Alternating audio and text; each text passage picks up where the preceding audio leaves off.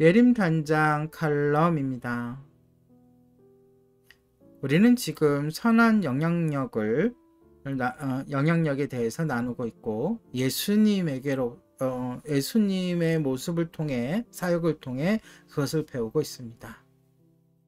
오늘은 어제에 이어서 국률의 렌즈로 볼 때 그 두 번째 시간입니다. 국률의 렌즈로 볼 때 예수님께서 나인성 과부를 바라보시고 그에게 자비를 베푸시는 모습을 나누고 있는데요. 이어서 함께 하도록 하겠습니다. 예수님은 곧 어떤 일이 벌어질지 아셨기 때문에 울지 말라라고 말씀하실 수 있었습니다. 가까이 가서 그 관에 손을 대시니 맨 자들이 서는지라.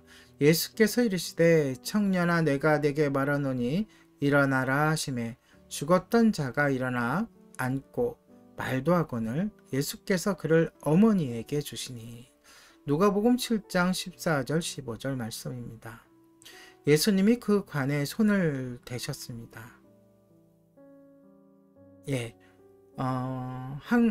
우리가 보고 있는 이 성경 번역본은 조금 두리뭉술하게 표현되어 있는데요.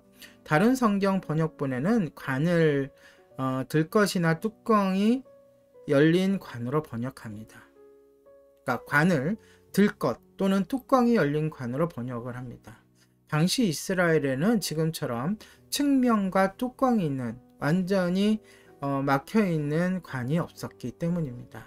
당시의 관은 그냥 시체를 올려놓는 평범한 나무판, 널판이었을 것입니다. 예수님은 그 나무판 위에 위에 올려져 있던 시체를 만지신 겁니다. 사실은 그러신 거죠. 왜? 양옆과 위가 없으니까요.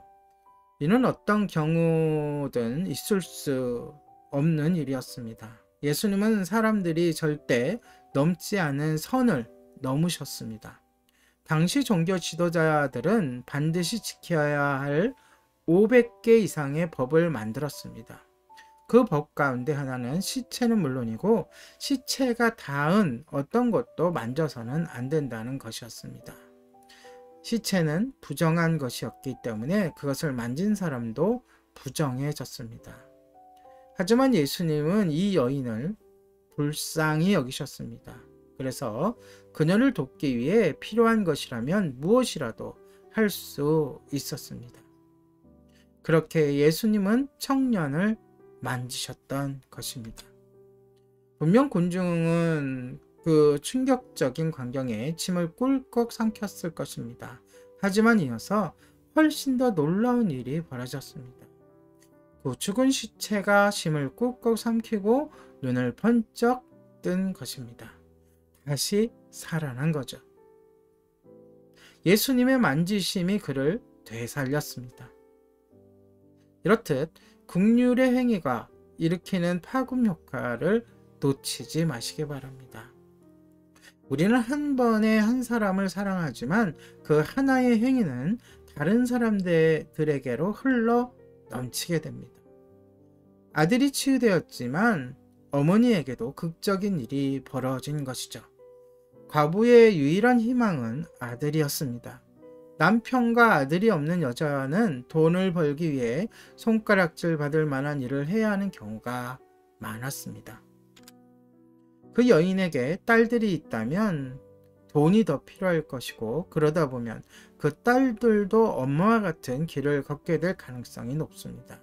그런데 예수님께서 여인의 아들을 만져 되살려 주셨습니다. 예수님은 청년을 어머니에게 돌려보냈습니다.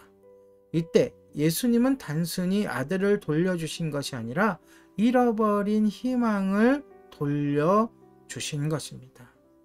불과 몇 분 전만 해도 아무런 희망도 없었던 여인이 희망을 되찾았습니다. 눈을 뜨고서 예수님, 주님의 눈으로 사람들을 보게 도와주시옵소서라고 기도하면 우리가 지지난 방송에서 눈 뜨고 기도하는 법에 대해서 나눈 내용입니다. 그렇게 기도하면, 눈 뜨고 기도하면 예수님이 보신 것을 보고 예수님이 느끼신 것을 느끼며 무언가를 할 기회를 얻을 수 있습니다. 예, 긍휼의 렌즈로 볼 때 그 두 번째 이야기, 오늘의 예림단장 칼럼이었습니다.